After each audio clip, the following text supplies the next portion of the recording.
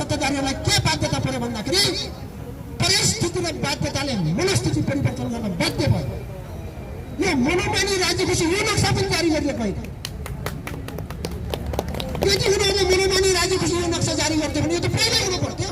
म पनि यही सत्ताधारी पार्टीको एउटा सक्रिय कार्यकर्ता हो, तर सत्ताधारी पार्टी भनेर हामीले आफ्नै पार्टीका नेताले गरेका गद्दारीहरू प्रति चुप लागेर बन्न सकेनौं। एमसीसी फेल गर्ने हो भने सरकारसँग वार्ता गरोस्। म विप्लवजीलाई सर्वप्रथम आह्वान गर्न चाहन्छु। यसले नेपालका स्रोत र साधनहरूलाई यसले निरन्तर यसले खाइरहन्छ, यो जान जान्दैन। ती युवा विद्यार्थीहरूले यहाँ एमसीसी खारेजीको नारा लाउँदाखेरि, त्यो सङ्घर्ष गर्दाखेरि, आवाज बुलन्द गर्दाखेरि उहाँहरूमाथि दमन गरियो। न कयौं साथीहरूलाई घाइते बनाइयो, न कयौं साथीहरूलाई जेलमा लगेर थुनियो।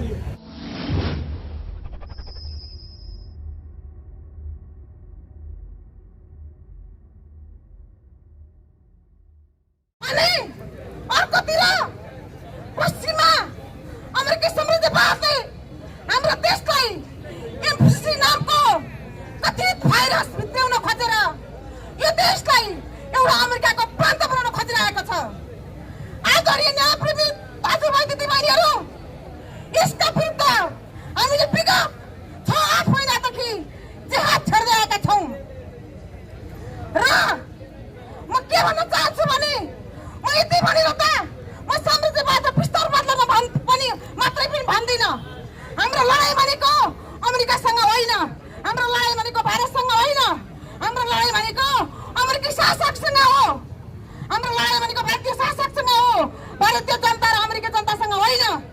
र आदरणीय जनसमुदायहरू, यति भनिरहँदा म के पनि भन्छु भने म यो देशका कथित लैङ्गिक गोर्चे गोइल्स पाताहरूलाई पनि म इङ्गित गर्छु, जो कि हिजोदेखि सत्ता सौदाबाजीको निम्ति सत्तासीन दलहरूले हाम्रो देशका नेपाली भूमिहरूलाई चाहिँ पदसँग सत्तासँग चाहिँ साट्दै आए। त्यो खालको स्थिति रह्यो र आज आएर चाहिँ विगतदेखि नि सदैवदेखि नि अमेरिकी साम्राज्यवाद र भारतीय विस्तारवादले हाम्रो देशमा सांस्कृतिक हस्तक्षेप, राजनीतिक हस्तक्षेप, भौगोलिक हस्तक्षेप, राजनीतिक हस्तक्षेप गर्दै गर्दै आइरहेको छ। भनौँ यो देशमा यो देशका हाम्रा कथित लैङ्गिक गोर्चेहरूको कारणले गर्दाखेरि विस्तारवाद र साम्राज्यवादले हाम्रो नेपाली आमाको अस्मितामाथि खेलवाड गरिरहेको छ। हाम्रो नेपाली आमाको नेपाली माटोमाथि गिद्धे दृष्टि लगाइरहेका छन्।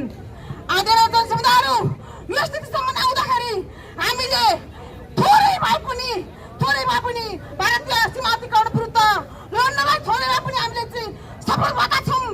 जबकि लिम्पले धुरा सहितको नक्सा चाहिँ सरकारले चाहिँ सार्वजनिक गर्न बाध्य भएको छ।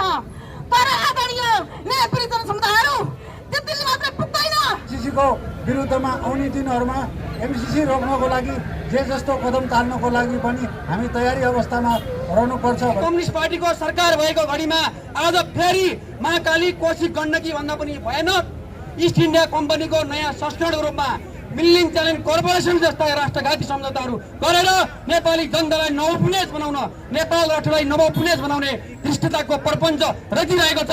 यसको हामीले घोर विरोध गर्दछौँ। हो, म पनि यही सत्ताधारी पार्टीको एउटा सक्रिय कार्यकर्ता हो, तर सत्ताधारी पार्टी भनेर हामीले आफ्नै पार्टीका नेताले गरेका गद्दारीहरू प्रति चुप लागेर बन्न सकेनौं। आफ्नै नेताको सरकार नेतृत्वमाको सरकारले गरेका राष्ट्रघातहरूप्रति मौन बन्न सकेनौं र हामी विगतदेखि नै एमसीसी खारेज अभियान लगायतका विभिन्न सर्वदलीय साथीहरूलाई समेटेर एमसीसी खारेज अभियान बनाएर त्यो अभियान मार्फत र व्यक्तिगत रूपमा पनि हामीले राष्ट्रघाती एमसीसीका विरुद्ध निरन्तर आवाज बुलन्द गर्दै जनताको मजरीहरूमा, जनताका आँगनहरूमा एमसीसी विरुद्धका अभियानहरूलाई हामीले लगिरहेको अवस्था हो। त्यसैले अब राजनीतिक दलभन्दा माथि उठेर यो देशको राष्ट्रिय स्वाभिमान, स्वतन्त्रता, अखण्डताको रक्षाको निम्ति यो कम्युनिस्ट सरकार, केपी ओली नेतृत्वको सरकारले, हाम्रो नेताको नेतृत्वको सरकारले यो एमसीसीलाई खारेज गर्नुपर्छ। अन्यथा नेपाली जनताको प्रतिरोध सामना गर्न तयार हुनुपर्छ। नेपाली जनता 21औं शताब्दीका दोस्रो दशकका सचेत नेपाली जनता हुन्। नेपाली जनता गुलाम हुन सक्दैनन्। नेपाली जनताहरू कुनै नेताको तलुवा चाटेर आफ्नो स्वार्थपूर्तिको निम्ति अगाडि बढ्न चाहँदैन। अब यो नेपालको राष्ट्रिय स्वाभिमानको निम्ति, यो देशको कम्युनिस्ट आन्दोलनको उज्जवल भविष्यको रक्षा गर्नको निम्ति राष्ट्रघाती कम्युनिस्ट ब्यानरका मार्क्स र लेनिन र सोलालका ट्याग भिरेर नेपाली माटोमाथि घात गर्ने ती जुनसुकै नेताहरूलाई अब ठाउँ ठाउँबाट गल्त्याउनुपर्छ र सच्चा इमान्दार देश हो त क्रान्तिकारी युवाहरूले अब नेपालको कम्युनिस्ट आन्दोलनको नेतृत्व गर्नुपर्छ। अब नेपाली जनताको वाम जनमतको नेतृत्व गरेर सरकारको नेतृत्व गर्नुपर्छ। तब मात्र यो राष्ट्रियता बलियो हुन सक्ने हुँदा अब सबै दल आज यहाँ दल हुनुहुन्छ, यो दलहरूले आयोजना गरेको कार्यक्रममा एमसीसी खारेज अभियान र नेपाल कम्युनिस्ट पार्टी नेकपाको म एउटा कार्यकर्ता भएको नाताले पार्टीको तर्फबाट पनि हाम्रो एकैवटा छ। पार्टीका केही मुठ्ठीभर शासकहरू दलाल भयो भन्दैमा यो पार्टीका नेता कार्यकर्ता दलाल हुन सक्दैनन्। त्यसैले आज यो आन्दोलन यतिमा मात्रै सीमित नगरिकन अब विस्तारमा अगाडि बढाउँ। यो दर्शकले आयोजना गरेको कार्यक्रममा एमसीसी खारेज अभियानको तर्फबाट पनि हार्दिक न्यानो एकैवटा जारी गर्दै निरन्तर राष्ट्रिय मुक्ति आन्दोलन अगाडि बढाउँ भन्ने अभिव्यक्ति जारी गर्न चाहन्छु। धन्यवाद। यो देशमा आज विप्लव समूहले एक किसिमको जनयुद्ध थालना गरिसकेको छ। नेपाल सरकारले विप्लवलाई प्रतिबन्ध लगाएको छ। म विप्लव समूहलाई के आह्वान गर्न चाहन्छु भने यो नेपालको कथित कम्युनिस्ट भन्ने सत्ता जो नेकपाको सत्ता छ, यो सत्तासँग विप्लवले निशर्त यसर्थमा एमसीसी फेल गर्ने हो भने सरकारसँग वार्ता गरोस्। म विप्लवजीलाई सर्वप्रथम आह्वान गर्न चाहन्छु, एमसीसी फेल गराउने शर्तमा विप्लवजीले सरकारसँग वार्ता गरून्। एउटा कुरो। अर्को कुरो, यो देशमा कांग्रेस भन्ने एउटा यस्तो पार्टी छ जुन 2007 सालदेखि नेपालले सिद्ध्याउँदै आएको छ।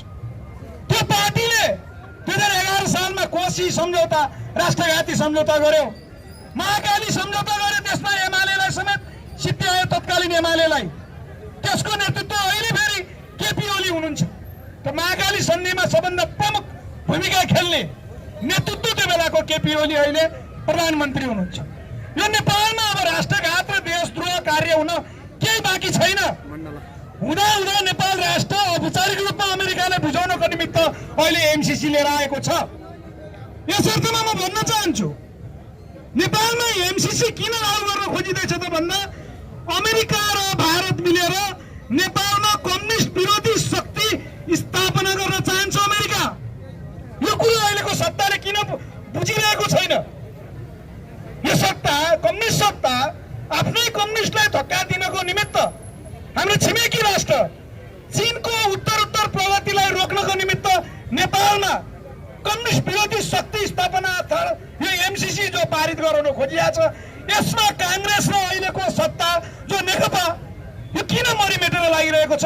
आफ्नो आत्महत्या आफै गर्नलाई यो नेकपा किन लागेको छ? यो कुरो हाम्रो गम्भीर प्रश्न छ, गम्भीर जिज्ञासा छ। यसकारण नेकपा कम्युनिस्ट हुने हो भने, अहिलेसम्म त कम्युनिस्टको खोल बढेको छ, कम्युनिस्ट हुने हो भने अन्तिम पटक नेपाल राष्ट्र बचाउनको लागि यो एमसीसी खारेज गरियोस्, न कि नेकपाले बैठक नराखिकन निर्णय नगर्ने भन्ने कुरा हुँदैन। त्यसकारण म यो सरकारलाई भन्न चाहन्छु, नेपालमा आत्मघाती कदम यो नेपाल सरकारले नगरोस्, एमसीसी खारेज गरोस्, भारतसँग तुरुन्तै कूटनीतिक वार्ता गरोस्। लिम्पियादुरादेखि कालापानीसम्मको जो नक्सा छ जारी भइसकेको छ, यसमा सरकारलाई हामीले धन्यवाद त दिएकै छौँ। त्यसकारण यो सारा नेपाल राष्ट्रका नेपालीहरू, राष्ट्रवादी देशभक्त नेपालीहरू एमसीसीको विरुद्धमा हुँदा कांग्रेस जस्तो राष्ट्रघाती पार्टी त लाग्यो एमसीसी पास गर्नलाई, नेकपा पनि यो देशबाट चाहिँ कांग्रेस सँगसँगै सत्य किन जान खोज्दैछ यो नेकपाले बुझुन्। नेपालको भूमि लिम्पियाधुरा, कालो पानी र लिपुलेक भारतीयहरूले जबरजस्त रूपमा कब्जा गरेका थिए। गरी भारतीय सत्ताको एउटा मूल्याङ्कन थियो। अब यो लकडाउनको समयमा यो बाटो उद्घाटन गरियो भने यो भूमि पचाइ हुनेछ भन्ने उनीहरूले धृष्टता र दुस्साहस गरेका थिए। तर नेपाली जनतामा रहेको आफ्नो मातृभूमि प्रतिको प्रेम, देशभक्तिपूर्ण गर्ने भावना लकडाउन टोलेर नेपाली जनताहरू के सडकमा किन आयो, जसको परिणाम स्वरूप सत्तामा रहेका हुन् अथवा विपक्षीमा रहेका हुन् सम्पूर्ण पार्टीहरू जनताको अगाडि नाकाको चालले लिम्पियाधुरा र लिपुले कालो पानी नेपाल भूमि हो त्यो फर्काउनु पर्छ भन्ने किसिमको निष्कर्षमा पुगे, निर्णय गर्न पुगे। आज त्यही के भनेदेखि अनुसार नक्सा बनेको छ। संसदबाट के भनेदेखि निशाना छाप पनि के संशोधन के भएको छ। त्यो भनेको नेपाली जनताहरूको जित हो। त्यो भनेको नेपाली जनताको देशप्रतिको के भनेदेखि उच्च राष्ट्रियताको भावना हो र देश मुलुक बचाउने के भनेदेखिको परिणाम हो। यसको लागि के भने हामी सबै नेपाली जनताहरूले जुन प्राप्त गरेको जो उपलब्धि छ त्यो उपलब्धि सधैँभरि एउटा स्वर्ण अक्षरले लेखिनेछ। अब भारतीय शासकहरूको लागि लिपियाद्वारा कालो पानी लिपुलेख जसरी पचाउँछु भनेको छ त्यो घाँटीमा अड्किएको के अरे हड्डी भएको छ त्यो नेपालले फिर्ता गर्छ कुनै हालतमा पनि के अरे भारतले बचाउन सक्ने अवस्था के भनेदेखि छैन। हामीले एउटा युद्ध त जितेका छौँ तर फेरि हाम्रो अगाडि अर्को एउटा के अरे सङ्कट के भने आउँदैछ। त्यो सङ्कटले चाहिँ नेपाल फेरि पनि एउटा गम्भीर सङ्कटमा फस्न लागेको छ। हामी सङ्कटको के भनेदेखि निकट के अरे सघारमा रहेका छौँ। त्यो सङ्कट सिर्जना गरेको अरू कसैले होइन, त्यो सङ्कट सिर्जना गरेको सरकारले अनि प्रमुख विपक्षी पार्टी लगायतका र जसको के भने विदेशीको जुठो पूर्वमा बाँचेर राष्ट्रियताप्रति व्यवस्था गर्ने, राष्ट्रलाई जुनसुकै पनि चोट पुर्याउन तयार हुने व्यक्तिहरूले शक्तिहरूको कारणले आज सङ्कटमा के परेको छ। त्यो भनेको अमेरिकी सहयोग एमसिसी हो। आज जुनसुकै हालतमा पनि एमसिसीलाई पास गर्ने किसिमको षड्यन्त्र केन्द्रदेखि भइरहेको छ। आम जनता भनेको छ देशको सार्वभौमता, भौगोलिक अखण्डता, राष्ट्रियता र राष्ट्रिय स्वाभिमानलाई सङ्कटमा पारेर विदेशी अमेरिकी सहयोगबाट गर्ने त्यो भिख हामीलाई चाहिँदैन। हामीलाई त्यो भिखभन्दा धेरै के भनेदेखि प्यारो देशको स्वतन्त्रता छ, सार्वभौमता सत्ता र के भनेदेखि स्वाभिमान छ भनेर जनताले भनिरहेका छन्। तै पनि के पास गर्ने के भनेदेखि षड्यन्त्र के भने भइरहेको छ। हामीले एमसिसी, अब यसमा मैले लामो कुरा गर्दिनँ, एमसिसी किन को अमेरिकी सहयोग किन नलिने भन्ने विषयमा के 3-4 कुराहरू एकदम राखेर म बिदा हुन्छु। पहिलो कुरो त यदि एमसिसी के लियो भने नेपाल अमेरिकाको सामरिक अखडा बन्नेछ एउटा, जसको कारणले गर्दा मुलुकको सार्वभौमता, भौगोलिक अखण्डतामा गम्भीर चोट पुग्नेछ। दोस्रो, नेपालले अहिलेसम्म नेपालले आफूलाई बचाउँदै, आफ्नो स्वतन्त्रता बचाउँदै आएको भनेको परराष्ट्र के भनेदेखि असंलग्न परराष्ट्र नीति हो। यदि अमेरिकनहरूको सामरिक अखडा नेपाल बन्यो भने नेपालको परराष्ट्र के भनेदेखि परराष्ट्र नीति असंलग्न परराष्ट्र नीति हो, त्यो धाराशायी बन्नेछ। तेस्रो भनेको के भने यो के भनेदेखि जुन अहिले अमेरिका जुन सहयोग के भनेदेखि लिन्छ, यसले नेपालको अस्तित्वमा के भनेदेखि एउटा सङ्कट के भने सिर्जना गर्नेछ र जुन चाहिँ के भनेदेखि विदेश अमेरिकनहरू एउटा सामरिक अखडा बनाउन नेपाल आयो भने त्यति बेला नेपाल शक्ति राष्ट्रको एउटा द्वन्द्व भूमि बनेछ, जुन चाहिँ नेपालले के त्यो धान्न सक्ने अवस्था गर्ने छैन। अमेरिका विश्व साम्राज्यवादी शक्तिबाट आज खस्किरहेको अवस्थामा मैले यो कुरा किन सम्झेको भने हिजो त उसको एकछत्र शासन थियो र उनले सोभियत सङ्घको विघटनपछि विश्व मेरै हो भनेर फुर्ती गरिरहेको थियो। तर आज एसियाको देश चीन जसरी जागिराखेको छ त्यसैको सन्दर्भमा नाम जेसुकै राखे पनि, एमसिसी राखे पनि, जेसुकै राखे पनि, 2002 सुरु गरे पनि, गरिबलाई गरिब राष्ट्रलाई उठाउने भनेर भने पनि नामै के छ भने एमसिसी, माइलेनियम च्यालेन्ज कर्पोरेसन। त्यो माइलेनियम भने के हो? त्यो सहस्राब्दी भनेको के हो? किन सहस्राब्दीको चुनौतीको बारेमा अमेरिका कुरा गर्दैछ? आज 1000 वर्षको चुनौतीको कुरा गर्दैछौ। अब चीनले खर्लप्पै निल्ने भयो संसारलाई, त्यसकारण यो सबभन्दा ठुलो चुनौती हो। हामी चीनसँग 1000 वर्ष लड्छौँ भन्ने उद्देश्यका साथ आएको छ। यो त्यत्तिकै आएको छैन, यो गरिबको मायाले आएको होइन।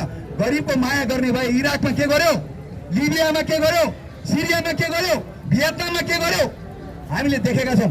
त्यसकारण यो अमेरिकी साम्राज्यवाद पस्यो भने मुलुक तहस हुन्छ। हामीले अफगानिस्तान देखेका छौँ, त्यहाँको कम्युनिस्ट सत्तालाई हटाएर जब अफगानिस्तानमा तोरा बोरामा उनले बम बर्साउन थाल्यो, सारा अफगानिस्तान ध्वस्त भएको छ। आज त्यो अफिम खेती बाहेक केही हुनु छोडेको छैन, कालाबजारी बाहेक केही हुँदैन। यस्तो राम्रो सभ्यता भएको देशलाई ध्वस्त पार्यो अमेरिकाले। त्यसकारण अमेरिका त्यसै आउँदैन, अमेरिकाले त्यसै सहायता दिँदैन। तपाईँ हाम्रो देशमा 2004 सालदेखि नै अमेरिका आएको छ। तपाईँले कृषिका सम्पूर्ण फर्महरू हेर्नुभयो भने, पूर्वदेखि पश्चिमसम्मका फर्महरू हेर्नुभयो भने त्यो कृषिका फर्महरूमा अमेरिकी सहयोग छ। त्यो फर्मको हालत के छ तपाईँ हेर्नुहोस्। आज सबै निजीकरण गरेर फर्महरूलाई ध्वस्त गरिएको छ। नेपालको कृषि गए गुज्रेको छ। जहिले पनि कृषिलाई प्राथमिकता दिने भन्छ सरकार। गए गुज्रेको अवस्थामा कृषि छ, किसानहरू छन् र हामी समेत, हामी विभिन्न पार्टीका मान्छेहरू समेत त्यही अभ्यासमा लागेका छौँ। किसानहरूको कुरा गरे पनि किसानहरूको स्थिति गए गुज्रेको छ। किसानहरूको भोटर हो, यस्तो फकाएपछि भइहाल्छ हुन्छ भन्ने स्थितिमा पार्टीहरू लागेका छन्। त्यसकारण किसानलाई यस्तो हालतमा पुर्याउने काम पनि अमेरिकाको छ। म एउटा मात्रै कुरा गर्छु यस बारेमा। एउटा मिस्टर पेलब्याक भन्ने त्यो बेला रामपुरमा बस्नुहुन्थ्यो, उहाँ कृषिलाई सहयोग गर्न आउने भनेर, र उहाँको चाहिँ 3 जना डाक्टर थिए, 6-7 जना इन्जिनियर थिए, 50 जनाको स्टाफ थियो, र उहाँ माछा किन्न हेलिकप्टरमा बिगन जानुहुन्थ्यो अनि पकाउनुहुन्थ्यो रामपुरमा, र खानालाई जिरीमा जानुहुन्थ्यो। तपाईँलाई थाहा छ कि जिरीमा एउटा सानो हवाई मैदान छ, अहिले त त्यो बन्द भएको छ। तर त्यो बेला त्यही अमेरिकाको लागि उसले सहयोग कसरी गर्छ भन्ने उदाहरण दिएको मैले। उसले माछा किन्ने हेलिकप्टर लिएर बिगन जाने अनि पकाउने रामपुरमा, खानालाई जिरीमा जाने। त्यहाँ जिरीमा एकदम राम्रो चाहिँ वातावरण छ, सुन्दर वातावरण छ, प्राकृतिक वातावरण। उसको सहयोग यस्तैमा बित्छ। र अहिले पनि तपाईँहरू देखिराख्नु भएको छ एनसीसी को अफिस, एमसीए को अफिस कहाँ छ? याकेन होटलमा।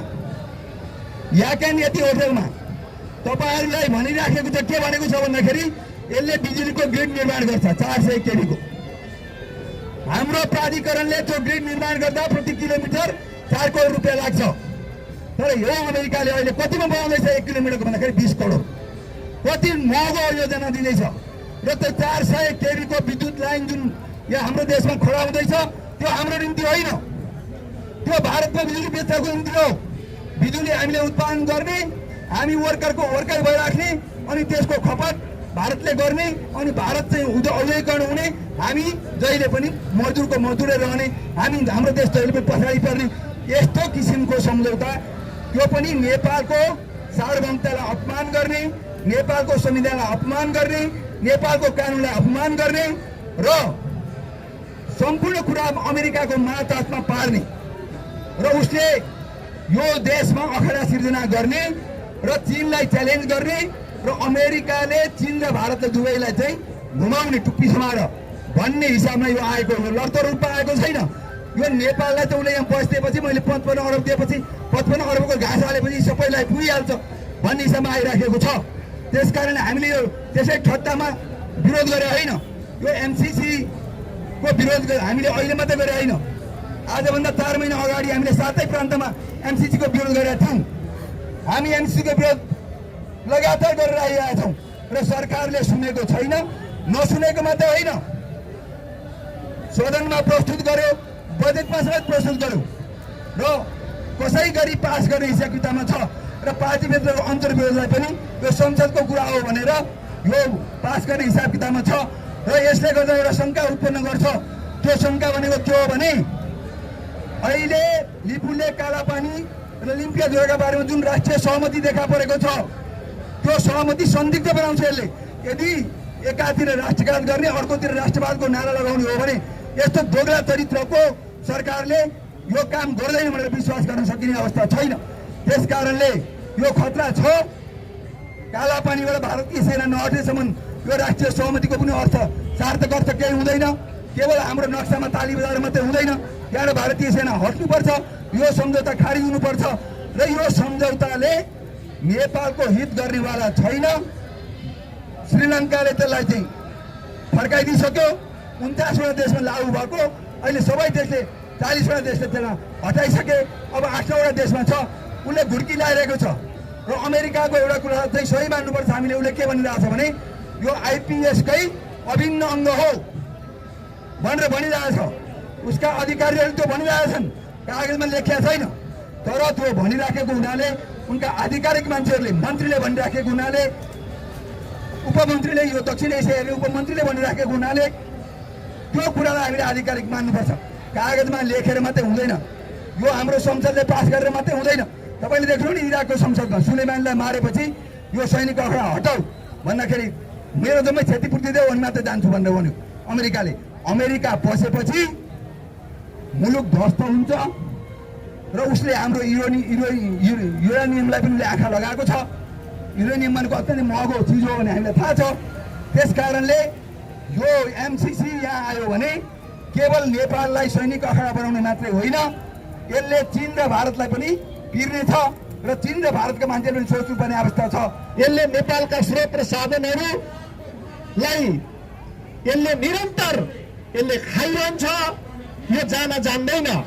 यसले 5 वर्षको लागि त भनिएको छ, तर 5 वर्षपछि यो फर्कने भन्ने छैन। अहिले अघि नै हाम्रो लोकनारायण काउले भनिसक्नुभयो, खोइ इराकबाट गएको, खोइ लिबियाबाट गएको, यो जाँदैन। यो एमसीसी को यो एउटा एमसीसी एउटा संस्था, यो विशेष गरेर यो अमेरिका जो साम्राज्यवाद छ त्यसले यो उत्पीडनमा परेका राष्ट्रहरू त्यो जो स्रोत साधन जो यहाँका जल जमिन जङ्गलमा भएका जो स्रोत साधनहरू छन् त्यसलाई खानका निम्ति र त्यति मात्रै नभएर त्यो छिमेकी जो हाम्रो चीन छ त्यसलाई प्राण गर्ने एउटा उद्देश्यका साथ यो यहाँ अखडा जमाउनका निम्ति यहाँ आएको हो, आउन खोजिरहेको हो। त्यसो भएको हुनाले म केपी कामरेड अहिले सम्माननीय जो प्रधानमन्त्री हुनुहुन्छ उहाँलाई यो नेपालीको हितमा छैन, राष्ट्रिय हितमा छैन, यो राष्ट्रिय अखण्डताको यो विरुद्धमा छ। त्यसो भएको हुनाले म फिर्ता लिनका निम्ति म जोरदार माग गर्दछु। अहिले जो यो संसदमा जो अहिले विचाराधीन रहेको छ जो विधेयकको रूपमा यसलाई म फिर्ता लिन माग गर्दछु। यदि तपाईँले फिर्ता लिनु भएन भने अब नेपाली जनताले तपाईँलाई छोड्नेवाला छैन। केही तपाईँलाई होला, तपाईलाई साथ र सहयोग गर्ने तपाईका केही जुठेहरू होला, तर नेपाली जनताहरू त्यसको विरुद्धमा छ। खबरदार जुठेहरू, यदि तिमीहरूले एमसीसी पास गर्नका निम्ति यही प्रधानमन्त्रीलाई हुस्काउने अनि पास गर्ने काम तिमीले गर्यो भने नेपाली जनताले अब तिमीहरूलाई छोड्नेवाला छैन। आज हामी देखिरहेका छौँ यहाँ युवाहरू लागिरहेका छन्, यहाँ अभियन्ताहरू लागिरहेका छन्। किन यत्रो अभियन्ताहरू लागिरहेका छन्? यो अभियन्ताहरू लाग्नुको एउटा अर्थ छ, एउटा उद्देश्य छ, एउटा मकसद छ। त्यसो भएको हुनाले गर्दाखेरिमा यो नेपाली जनता र राष्ट्रको हितमा जो जमाएको जो एमसीसी छ यसलाई हातपाई हाम्रो आन्दोलनबाट यसलाई खारेज गर्नुपर्छ। अहिले नेपाली जनता एउटा कोभिड-19बाट जो अहिले आक्रान्त छ, अहिले नेपाली जनताहरू त्रसित भइरहेका छन्। यस्तो अवस्थामा पनि भ्रष्टाचारमा लिप्त हुने सरकार अनि त्यसका आसेपासेहरू त्यसका जुठेहरूले जुन ढङ्गको हरकतहरू अब देखाइरहेका छन् यो असाध्य नेपाली जनताका निम्ति यो निन्दनीय छ। यो असाध्य नेपाली जनताको निम्ति यो निन्दनीय रहेको हुनाले गर्दाखेरिमा अब यो सरकारको विकल्प अब नेपाली जनताले खोजिसकेको छ। अब यो सरकारको विकल्प छैन। अब किनभने तपाईँहरूले देखिसक्यो केपी ओलीको भाषण पहिला पनि हामीले महाकाली सन्धि गरिरहँदाखेरिमा उहाँले के भन्नुहुन्थ्यो भने अब नेपाली जनताहरू त्यही पानी बेचेर सुती हामीले खान पाइन्छ भनेर भन्नुभएको थियो। अहिले भारतले के दिए तपाईँ हामीले देखिरहेका छौँ। अहिले लिपुलेख जो अहिले जुन विवादहरू भइरहेका छन् यो केपी ओलीकै पालामा जुन ढङ्गले सम्पियो त्यस कारणले गर्दाखेरिमा अब यो परिस्थितिहरू सिर्जना भइरहेका छन्। यस्तो अब अहिले एमसीसी फेरि पनि एमसीसीबाट उनले अर्को एउटा राष्ट्रघात गर्न खोजिरहेका छन्।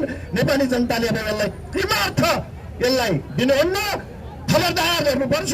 यदि हामीले यो जुन ढङ्गले अब एउटा कोरोनाको जुन महामारीको बिचमा पनि आज नेपाली जनताहरू एउटा उत्साहका साथ जुन ढङ्गको उपस्थित हुने क्रम जारी छ। अब यस्तै यदि एमसीसी फिर्ता नलिकन पास गर्यो भने अब यो आन्दोलनबाट अब यी केपी ओलीलाई बढाउने छ। अब यो आन्दोलनबाट केपी ओलीलाई अब यहाँबाट लखट्ने छ। त्यसो भएको हुनाले केपी ओली जो नेकपाभित्र रहेका जो इमान्दार जो साथीहरूलाई म अनुरोध र आग्रह गर्न चाहन्छु, तपाईँहरू राष्ट्रको हितमा उभिनुहोस्। तपाईँहरू राष्ट्रको हितमा उभिनुभयो भने इतिहासले तपाईँहरूलाई नेपाली जनताले तपाईँहरूलाई सम्झने छ। यदि होइन भने उही सँगसँगै तपाईँहरू पनि सती जाने हो भने नेपाली जनताले तपाईँहरूलाई छोड्नेवाला छैन।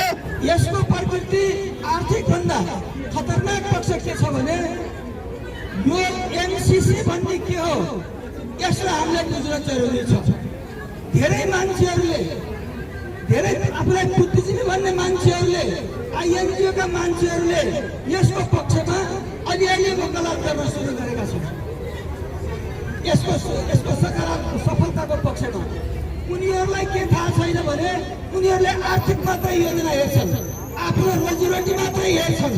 त्यस कारणले यो उनीहरूको निम्ति फाइदाजनक होला, तर यो नेपालको निम्ति फाइदाजनक छैन।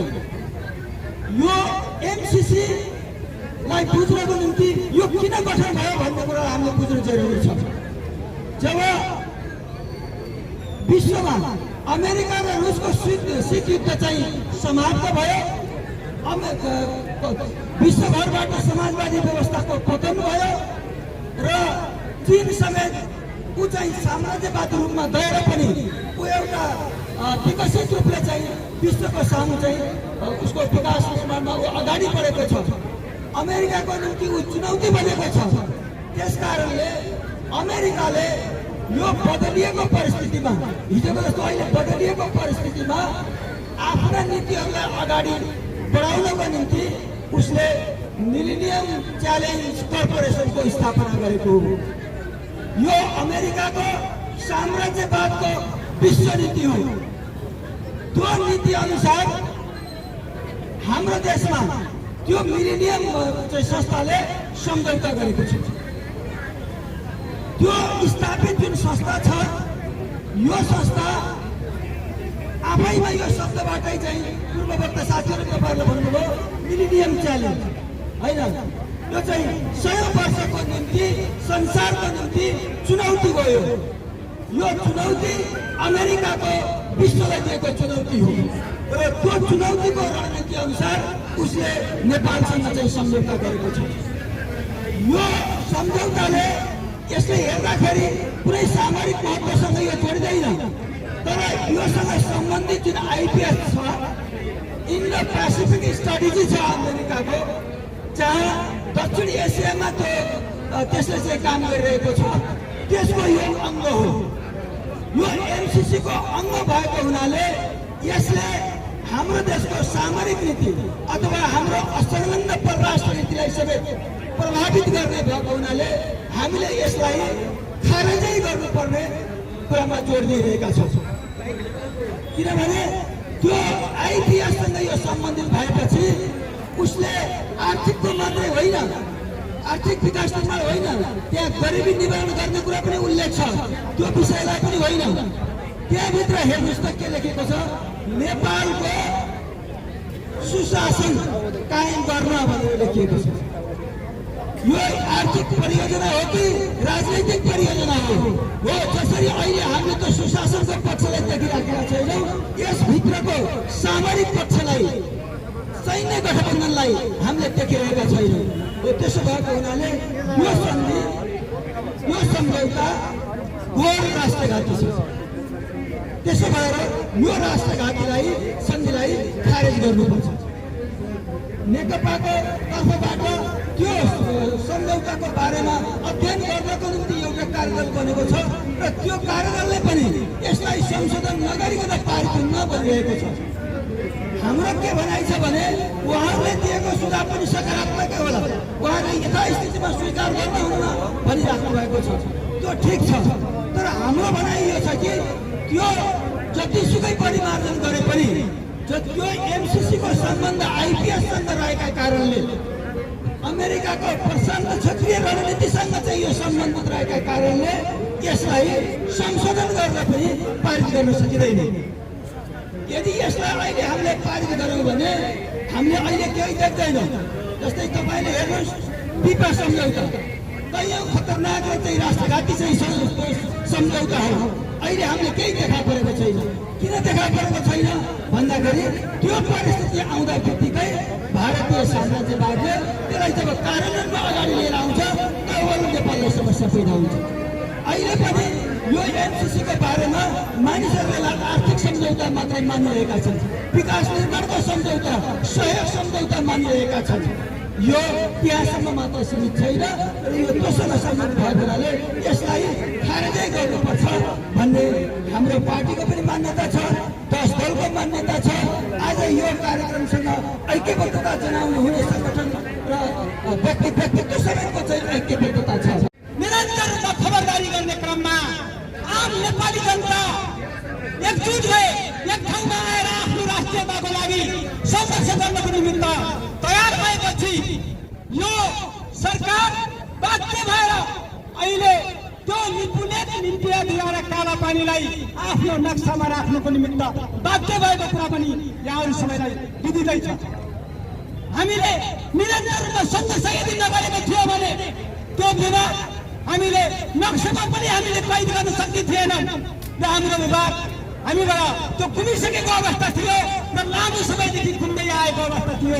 यहाँहरू सबैलाई त्यो कुरा बुझिँदै छ र हामीले त्यो खबरदारी गर्यौँ र आम नेपाली जनताहरूले त्यसलाई तराजुक्तका साथ खारिजको निमित्त आवाज उठाउने क्रममा यो राज्य बाध्य भयो, यो सरकार बाध्य भयो र त्यसपछि अहिले मात्र के हो त भने नक्सामा कैद गरेको छ।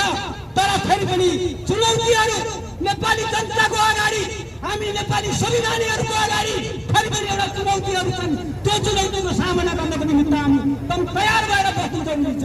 त्यो के हो भने त्यो कालापानीमा जुन जबरबाट भारतीय विस्तार राज्य सेना राखिराखेको छ र त्यसपछि हाम्रो भूभागमा बाटो बनाएर त्यसपछि चीन जानको निमित्त उसले जुन खालको बाटो बनाएको छ त्यसलाई हामीले बन्द गर्न सक्छौँ।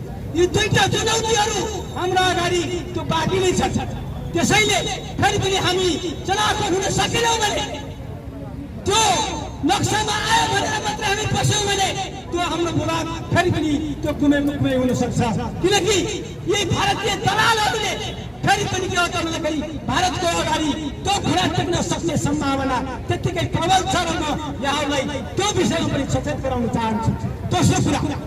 दोस्रो कुरा अहिले हामी यति बेला एमसीसीको बारेमा कुरा गरिराखेका छौँ, हामी छलफल गरिराखेका छौँ, हामीले आवाज बुलन्द गरिराखेका छौँ।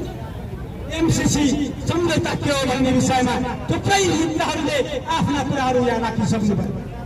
हामीलाई थाहा छ एमसीसीमा एउटा खतरनाक त्यस्तो खालको कुरा छ जहाँ के हो त भने त्यो एमसीसी सम्झौता यहाँ लागू गर्ने क्रममा भोलि नेपालको संविधान यदि पारियो भने, यदि नेपालको संविधानले त्यो गर्न दिन नहुने खालका कुनै ठाउँमा उल्लेख गरियो भने, कुरा गरियो भने त्यो संविधानको धारा त्यो कमजोर हुनेछ, त्यो निष्क्रिय हुनेछ र त्यो एमसीसी फेरि निरन्तर रूपमा जागृत भएर त्यसले काम गर्नेछ भनेर स्पष्ट रूपमा उल्लेख गरिएको छ। यो के हो कि एमसीसीको वातावरणमा नेपालको संविधान राखिने हो? यस्तो तवरबाट नेपालको राष्ट्रियताको जगेर्ना हुन सक्छ? हो, त्यसैले हामीले यसलाई खबरदारी गरेका हौँ र यो राष्ट्रघाती हो र त्यसैले यो खारेज हुनुपर्छ भनेर हामीले आवाज उठाइराखेका छौँ र 10 दलले यही कुरालाई आवाज बुलन्द गरिराखेको छ। एक दोस्रो कुरा के हो त भने जुन तवरबाट विद्युत अपग्रेडिङ गरेर भारतमा सफाई गर्ने भनेर भनिएको छ र त्यसपछि त्यहाँ बाटो बनाउने भनेर भनिएको छ। कति किलो बाटो बनाउँछ? उसले विद्युत अपग्रेडिङ गर्नको निमित्त उसले ठाउँ निश्चित गरेको छ काठमाडौँको लप्सीफेदीदेखि बुटोलसम्म। यो तवरबाट उसले जुन ढङ्गले विद्युत सफाई गर्ने त्यो पनि कहाँ होला भन्दाखेरि बङ्गलादेशमा विद्युत सफाई गर्नको निमित्त कुन बाटोबाट बुटोलको बाटोबाट। यो त सामान्य खालको मान्छेले पनि बुझ्ने कुरा हो। तपाईँ हामीलाई थाहा छ झापादेखि बङ्गलादेश सबभन्दा नजिकको बाटो त यही हो नि, तर किन हुन सकेन, किन भएन? एउटा दोस्रो कुरा के हो त भने यो तवरबाट विद्युत अपग्रेडिङ गरेर भारतलाई बिक्री गर्नुपर्छ अथवा अरू देशहरूलाई बिक्री गर्नुपर्छ, त्यो कुरा सत्य हो। तर नेपालका कयौं त्यस्ता भूभागहरू छन्, जिल्लाहरू छन् जहाँ के हो त भन्दाखेरि अहिले पनि बत्ती बलेको छैन। पहिलो कुरा हामीले नेपाललाई खपत गरेर त्यहाँ विद्युत के हो त भन्दाखेरि बाल्नु पर्यो र त्यसपछि विद्युत जब के हो त भन्दाखेरि थप विद्युत उत्पादन हुन्छ र त्यसको निमित्त कुन देशमा बेच्ने र कसरी बेच्ने भन्ने कुरा त्यहाँ के हो त भन्दाखेरि जुन देशले किन्ने हो त्यो देशसँग बसेर सम्झौता हुनुपर्ने हो कि होइन? तर के हो त भन्दाखेरि त्यो सम्झौतामा भनिएको छ कि भारतलाई पनि सम्झौता सहमतिमा लिएर त्यसपछि के हो त भन्दाखेरि त्यो विद्युत बेच्ने। तेस्रो पक्षलाई दोस्रो पक्षको बिचमा एउटा र दोस्रो पक्षको बिचमा जुन सम्झौता भएको छ त्यो तेस्रो पक्षलाई सहभागी गराउने भनेर कसरी राख्यो? यो के हो त भन्दाखेरि यहाँनिर षड्यन्त्र प्रबलता छ भन्ने कुरा हामीले स्पष्ट रूपमा के हो त म त्यो देख्न सक्छौँ। त्यसैले दोस्रो कुरा यो षड्यन्त्रको चाहिँ एउटा के हो त भन्दाखेरि त्यो सहमति हो भन्ने कुरो स्पष्ट रूपमा हामी देख्छौँ। तेस्रो कुरा के हो भने जुन तवरबाट यहाँ नेपालमा यहाँ के हो त भन्दाखेरि रेलहरू ल्याउने भनेर जो भनिएको छ, यदि त्यो तवरबाट ती ठाउँहरूमा त्यो पोइन्टहरूमा जुन ढङ्गले विद्युत अपग्रेडिङ गर्ने भनेर के हो भने तय गरिएको छ, यदि त्यस्तो खालको गर्ने हो भने यहाँ के हो त भन्दाखेरि त्यो रेल मार्ग त्यो बन्न सक्दैन। त्यो ब्लकिङ गर्नको निमित्त त्यो पहिले नै के हो त भन्दाखेरि यस खालको सहमति जो गरेर ल्याइएको छ। तेस्रो कुरा यो। तेस्रो कुरा के हो त भन्दाखेरि जुन खालको चाहिँ एमसिसीको सम्झौता गरेर एमसिसीमा के हो त भन्दाखेरि लागू गर्ने जो कर्मचारीहरू छन्, त्यो कर्मचारीहरू त्यहाँ नेपालले यदि नियुक्ति गरेको भए तापनि ती कर्मचारीहरूको परिचालन गर्ने काम त्यो सबै के हो त भन्दाखेरि अमेरिकाको र एमसिसीको हुनेछ कि नेपाल त्यसबाट के हो त भन्दाखेरि नेपालले कुनै पनि त्यो निर्णय गर्न पनि सक्ने छैन, हटाउन पनि पाउने छैन र हटाए पनि किन हटाइस भनेर भन्न पाउने छैन।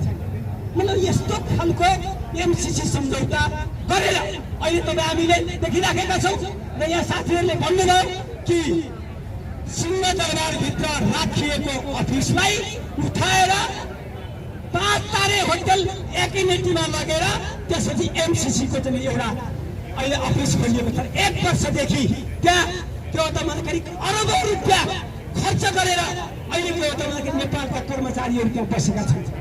त तिनको के हो त भन्दाखेरि नेपालले हटाउने राख्ने आदि इत्यादि केही पनि गर्न सक्दैन। अब त्यो सबै एमसिसीको जिम्मामा गइसक्छ। यस्तो खालको तवरबाट जब के हो त भन्दाखेरि चाहिँ उनीहरूले सम्झौता गरेर जो ल्याएका छन् र यो के हो त भने खतरनाक छ भन्ने कुरा दोस्रो कुरा यहाँबाट हामी पुष्टि गर्न सक्छौँ। र तेस्रो कुरा के हो भने हामीले देखिराखेका छौँ कि अब त्यो रकम परिचालन भइसकेपछि त्यो रकमको अडिटिङ गर्ने काम, त्यसको के हो त रेक्टे गर्ने काम र त्यो अडिटिङ गर्ने काम त्यो के हो त भन्दाखेरि त्यो नेपालले गर्न पाउनेवाला छैन। त्यो के हो त भन्दाखेरि त्यो अमेरिकाको कुनै संस्थाले नियुक्त गरेको अथवा चाहिँ त्यो अथोरिटी प्राप्त अथवा एमसिसीले भनेपछि मात्रै त्यो व्यक्तिले अडिटिङ गर्न पाउनेछ भनेर भनिएको छ कि नेपालले 14 करोड चाहिँ पैसा त्यो एमसिसीमा चाहिँ हाल्नुपर्छ, तर त्यसको सबै जिम्मेवारी के हो त त्यो अमेरिकाको हुन्छ। त्यसैले हामीले के देखिराखेका छौँ भने अब भोलिका दिनहरूमा यदि केही समस्या पर्न आयो भने, केही अप्ठ्यारो पर्न आयो भने त्यो एमसिसीले अथवा अमेरिकाले त्यसलाई खारेज गर्नु पर्यो अथवा राख्नु पर्यो, निरन्तरता दिनु पर्यो, बढाउनु पर्यो। त्यो सबै के हो त भन्दाखेरि त्यो अमेरिकाको जिम्मामा, अमेरिकाको हातमा छ। त्यो स्पष्ट रूपमा त्यो सम्झौतामा उल्लेख गरिएको छ। र त्यसैले के हो त भने आगामी दिनमा अब भोलिका दिनहरूमा नेपालले केही पनि गर्न नसक्ने यस्तो खालको सम्झौतालाई 2/3 बहुमतले संसदको 2/3 बहुमतले पारित गरेर ल्याऊ भनेर यो नेपालको सरकारलाई आदेश दिएको छ। र अहिले एउटा झुन्ड के हो त भन्दाखेरि लगातार रूपमा एमसिसीलाई पारित गर्नको निमित्त उनीहरू लागिरहेका छन्। हामीले त्यो कुरो देखिराखेका छौँ। हामीले केही समय अगाडि 10 दलको तर्फबाट यही सिंहदरबारमा गएर केपी ओलीलाई भेट्दाखेरि उनले भनेका थिए एमसिसीलाई जसरी पनि पारित गर्नुपर्छ भनेर हाम्रै अगाडि उनले भने कि हामीले त्यसको प्रतिवाद गर्यौँ, त्यसको कुराहरू राख्यौँ। तर के हो त भन्दाखेरि उनी नाजवाफ भएर त्यसपछि चाहिँ मलाई अहिले हतार छ भने कस्तो मलाई यस्तो खालको के हो त भन्दाखेरि झुट, यस्तो खालको बेइमानी नेपालको सरकारको तर्फबाट केपी ओलीले यो गर्दैछन्। र त्यसैले के हो त भन्दाखेरि हामी सबैले त्यसको खबरदारी गर्न जरुरी छ भन्ने कुरा पनि म यहाँबाट राख्न चाहन्छु।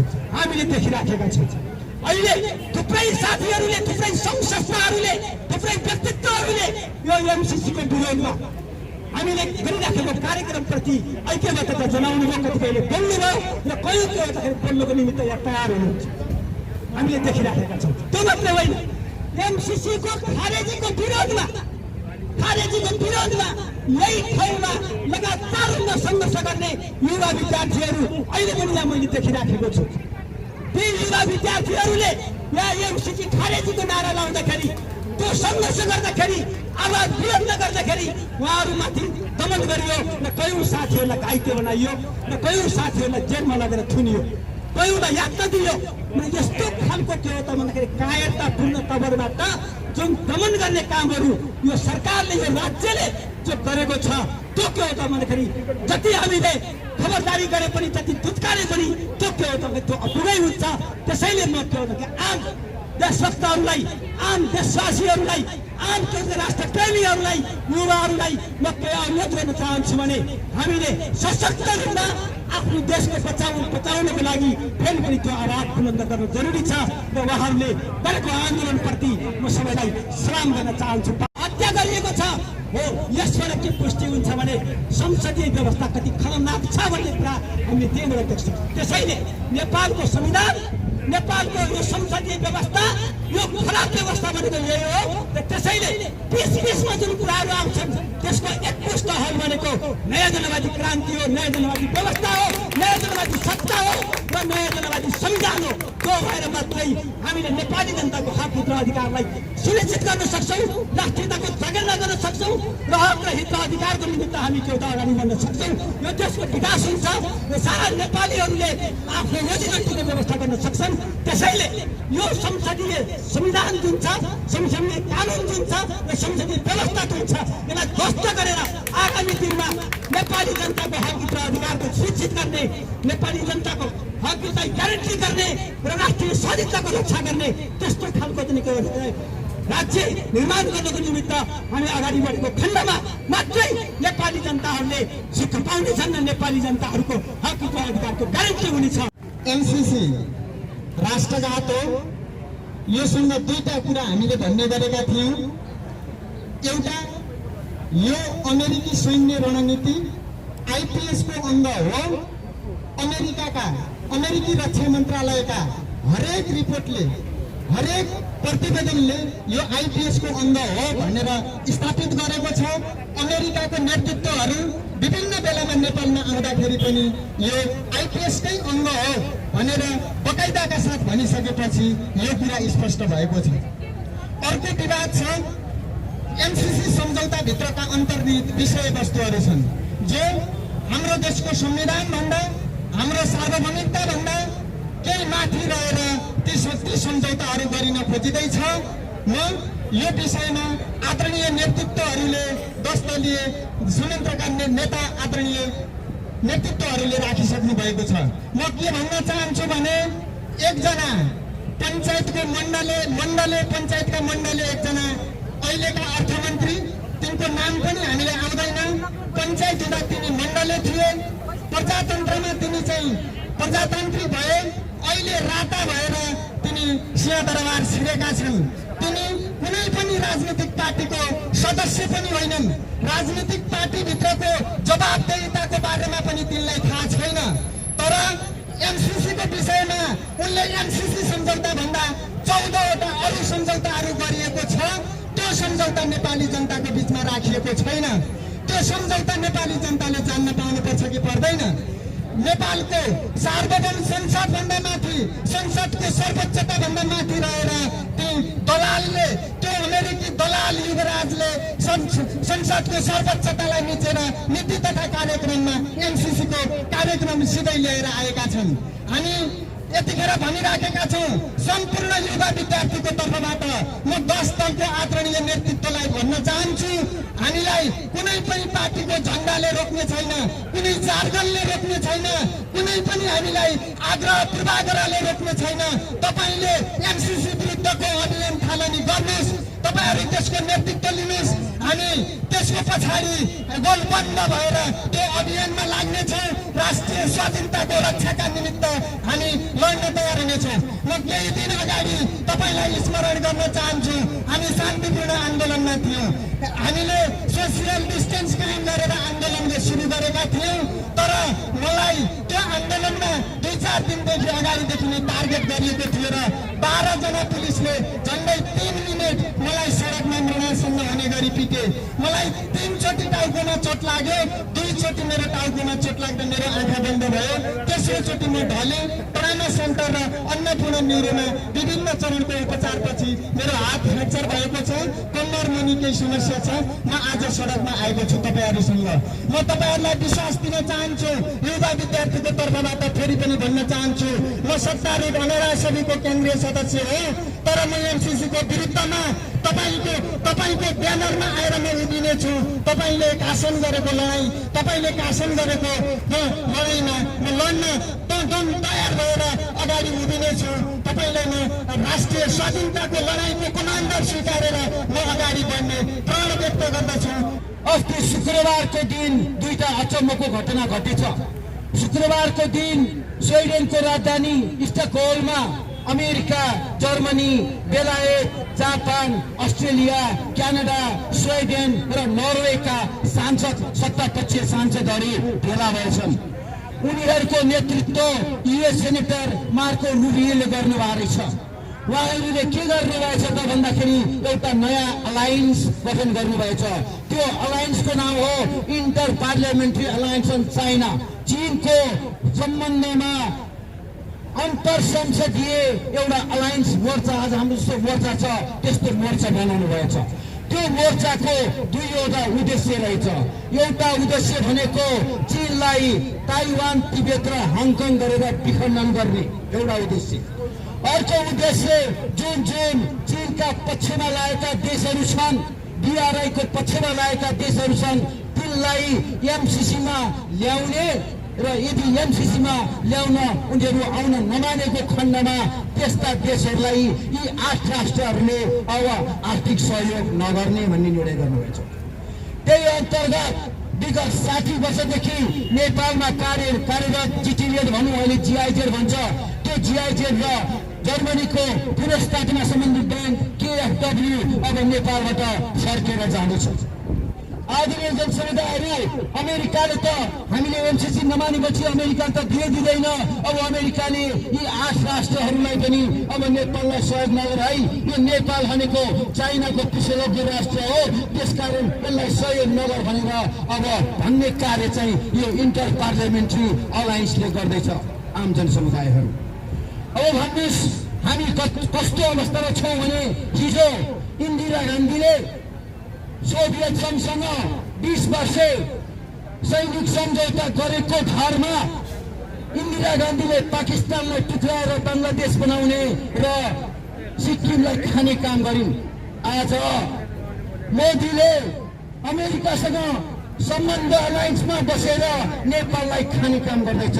त्यो कसरी हो भने अब के गर्दैछ त भन्दा हिजो ट्रम्पले व्हाइट हाउसबाट के भने नेपालको नाम बिगारेर यो भुटान भन्ने र यो नेपाल भन्ने दुईटा देशहरू नै होइनन्, यो त अमेरिका भारत हो, यसलाई कसले देश भन्छ भन्ने यो ट्रम्पले जुन आफ्नो व्हाइट हाउसबाट भनेका थिए त्यसको सङ्केतको केही समयपछि नै भारतले नेपालका भूमिहरूलाई र काश्मीरका केही उसलाई समेटेर नयाँ नक्सा जारी गर्यो। त्यो नयाँ नक्सा जारी गर्ने हिम्मत भारतले कहाँबाट गर्यो भन्दा यही ट्रम्पले उनलाई आश्वासन पायो, पोजिटिभ जुन एउटा सकारात्मक सन्देश दियो। अब यही बेला हो गएर भनेपछि उसले आफ्नो नक्सामा नेपालको भूमि हाल्यो। अब आउनुहोस्, यहाँनिर एकातिर नेपालको लुम्पियाधिरा र कालापानी अनि लिपुलेखका नक्साहरू जारी भएको अवस्थामा केही मान्छेले भनिरहेका छन्, ओहो केपी ओली भन्ने त अब जङ्गबहादुर पछिको दोस्रो पो भयो त, यस्तो राष्ट्रवादी भयो भनिरहेको अवस्था छ। तर त्यही कुरालाई भगाएर यो केपी ओली भन्ने मान्छेले हिजो महाकालीमा जस्तो किसिमको राष्ट्रवाद गर्यो, आज त्यही किसिमले संसदमा चाहिँ यो एमसीसीलाई पास गर्ने दुष्प्रयास गर्दैछ। त्यसकारण हामी सचेत हुन जरुरी छ। अनि त्यसपछि गत मङ्गलबारको दिन, योभन्दा अगाडिको मङ्गलबारको दिन युएसको सिनेटमा एउटा नयाँ विधेयक प्रस्ताव पास भएको छ। त्यो विधेयकको नाम हो स्वतन्त्र तिब्बत, फ्री तिब्बत विधेयक पास भएको छ। भने मतलब के त भन्दाखेरि अब अमेरिका आफ्नो महाशक्तिको यो जुन ताप जोगाउनको लागि चीनलाई कुनै हालतमा पनि विखण्डन गर्न तेरो लागिरहेको छ। र हिजो मात्रै तपाईँले हेर्नुभयो भने चीन र ताइवानको बिचको समुद्री स्ट्रेट भन्छ त्यो समुद्री भेगमा चाहिँ अमेरिकाले आफ्नो ठुलो सैन्य शक्ति गरेर राखिसकेको अवस्था छ। अब अमेरिका एउटा न्यू फ्लेग बनाउन चाहिरहेको छ, कसरी युद्ध सुरु गर्ने। हिजो ट्रेड वार एउटा जुन अमेरिका र चीनको बिचमा भएको व्यापारी युद्ध अहिले शीत युद्धमा परिणत भएको छ। अब यो शीत युद्ध चाँडै नै साँच्चीकै युद्धमा परिणत हुँदैछ र त्यसको लागि अमेरिका र यसका पिछला 8वटा राष्ट्रहरूले त्यसको नीव पनि पाइसकेका छन्। त्यो नीव के होला तपाईँहरूले अनुमान गर्नुभएको छ? त्यो नीव के हो भने चीनले अब अमेरिकालाई र वेस्ट युरोपका कन्ट्रीहरूलाई खत्तम गर्नको लागि आफ्नो प्रयोगशालामा निकालेको जुन कोरोना भाइरस हो त्यो भाइरस पठाएको अमेरिका र युरोपमा पठाउने काम चीनले गरेको हो। अब यसबाट भएको क्षति चीनले दिन्छ भने दियोस्, दिँदैन भने हामी चीनलाई कारबाही गर्छौँ भनेर उनीहरू यो कोरोना भाइरसको सबै दोष चीनमाथि थोपरेर अब चीनमाथि आक्रमण सामूहिक आक्रमण गर्दैछ। हिजो भियतनाम वारमा उत्तर कोरियाको कोरियन वारमा हारेर पिछड लुकाएर भाग्नु परेको दिन अब अमेरिकाले के गर्दैछ भने अब म एक्लैले लडेर हुँदैन, अब मैले इन्डो पेसिफिक स्ट्राटेजी अन्तर्गत भारत, न्युजिल्यान्ड, अस्ट्रेलियालाई समेत साथमा लिएर अनि त्यसमा पहिलेका नेटोका राष्ट्रका सबै किसिमका देशहरूलाई त्यसमा परिचालन गरेर अब संयुक्त रूपमा चीनको विरुद्धमा लड्नुपर्छ भनेर त्यसको तयारी सुरु गरिसकेको अवस्था छ। यहाँनिर हामीलाई किन दुःख लागेको छ, हामीलाई किन चोट परिरहेको छ भने एउटा सोध्नु होला। हिजो हामी असंलग्न परराष्ट्र नीति भनेर आयौँ, हामी न सोभियत धुरीमा लाग्यौँ न अमेरिकी धुरीमा लाग्यौँ, हामीले हाम्रो स्वतन्त्रता जोगाउँदै आयौँ, हामी असंलग्न रहि आयौँ। अब यस्तो अवस्था आएको छ कि हामी असंलग्न रहन पनि नपाउने अवस्था अमेरिकाले क्रिएट गर्दैछ। ऊ भन्छ यो एमसीसी भनेको आइपीएस को अंग हो, त आउँछस् पनि आइज, नआए पनि हामीलाई मतलब छैन, चाइनाको माजा भनेर भनेको अवस्था छ। भनेर मतलब यो कुन अवस्थामा आएर अमेरिकाले हामीलाई धम्की दिइरहेछ भने अहिले असंलग्न आन्दोलन प्राय मरेको अवस्थामा छ। अब हामीलाई कि डु कि डाई त्यो दुईटाको अवस्था भन्दा तेस्रो विकल्प छैन। हामी चीनको पक्षमा लागेर पुरै चीनको पक्षमा लागेर हामी अगाडि बढ्दाखेरि पनि चीनलाई वेस्ट र अमेरिका हाम्रो विरुद्धमा लाग्छन् भने हामी अमेरिका र वेस्टको पक्षमा लागेर चीनको विरुद्धमा लाग्दा पनि हामी फेरि के हुन्छ त भन्दा रणभूमि बन्छौँ। एउटा कुरा याद गर्नुहोस्, नेपालको उत्तरमा शक्तिशाली चीन रहन्जेल मात्रै नेपाल भन्ने देश रहन्छ। भोलि केही गरेर चीनले तिब्बतलाई स्वतन्त्र बनायो, के अरे अमेरिकाले तिब्बतलाई स्वतन्त्र बनाएर नेपालको उत्तरमा चीन नभएको अवस्थामा 24 घण्टा नबित्दै नेपाललाई भारतले आफ्नो अंग बनाउनेछ, खानेछ। त्यसकारण हाम्रो स्वतन्त्रताको लागि पनि हाम्रो उत्तरमा जहिले पनि शक्तिशाली चीन रहनुपर्ने आवश्यकता छ। आज सत्ताधारी पार्टीभित्र पनि त्यो एमसीसीका विरुद्धमा त्यो एउटा चाहिँ आन्दोलन भइरहेको छ, त्यहाँ सङ्घर्ष भइरहेको छ। यदि त्यो सत्ताधारी पार्टीभित्र त्यो प्रकारको विवाद हुनुहुन्थ्यो भने यो एमसीसी संहिता उनीहरूले पहिले नै पारित गर्न उनीहरूले प्रयत्न गरेका थिए। आज समस्या छ, आज यो देशको लागि विडम्बना छ। एउटा चाहिँ राष्ट्रघाती प्रतिपक्ष रहेका कारणले आज एमसीसी संहिता चाहिँ पारित हुने सम्भावना पनि बढेर गएको छ। जब सरकारले चाहिँ सत्ताधारीहरूले चाहिँ राष्ट्रघाती चाहिँ काम गर्न सक्छन् त्यति बेला प्रतिपक्ष जुनसुकै प्रकारको भए पनि आफ्नो देशको पक्षमा उभिने प्रतिपक्ष भए यो देशलाई कति चाहिँ एउटा भाग्यमानको कुरा हुन सक्छ। विडम्बना मान्नुपर्छ।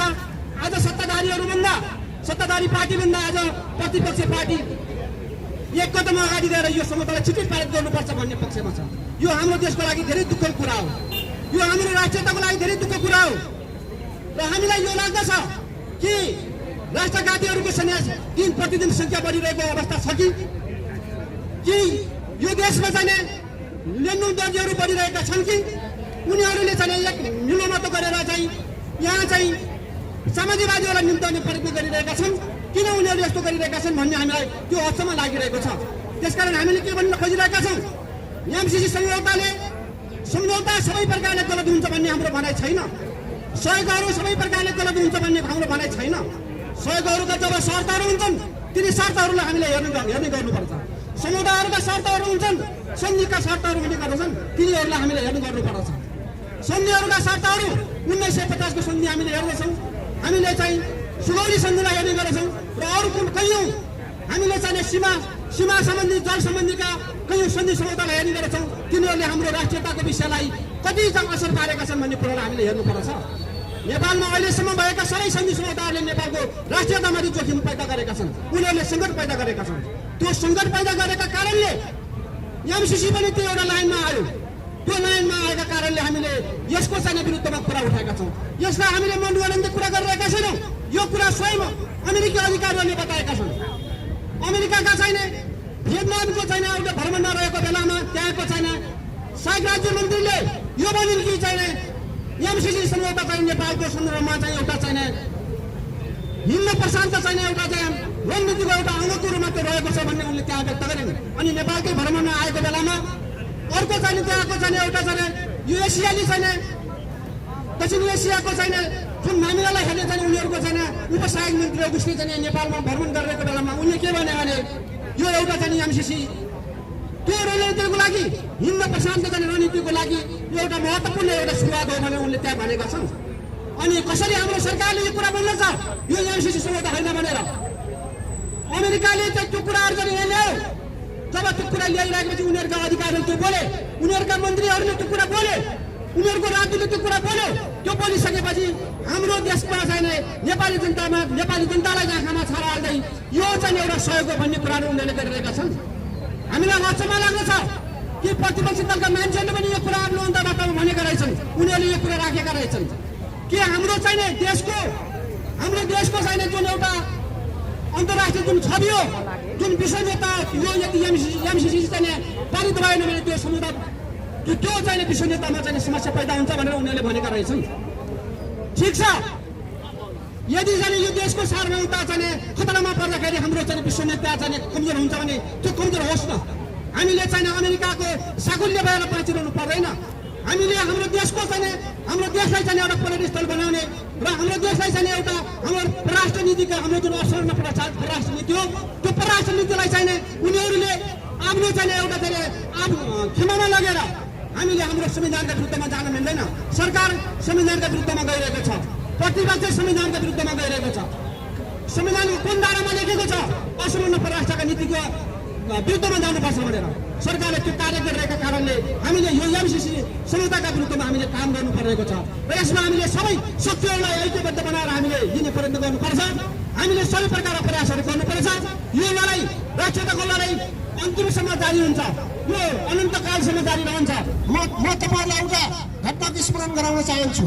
जुन बेला भारतले नाकाबन्दी लगाएको थियो र त्यतिखेर केपी ओलीले नाकाबन्दीको विरुद्धमा अडान लिएका थिए, त्यतिखेर हामीले हाम्रो पार्टीको तर्फबाट निर्णय नै गरेर केपी ओलीको कार्यकक्षमा गएर उनी पहिलोपटक प्रधानमन्त्री हुँदाखेरि हामी त्यहाँ गएका थियौँ र हामीले उहाँलाई धन्यवाद दियौँ। पहिला त तपाईँले भारतले गरेको नाकाबन्दीको विरुद्ध जुन अडान लिनुभएको छ यो राम्रो छ, ठिक छ, सही छ।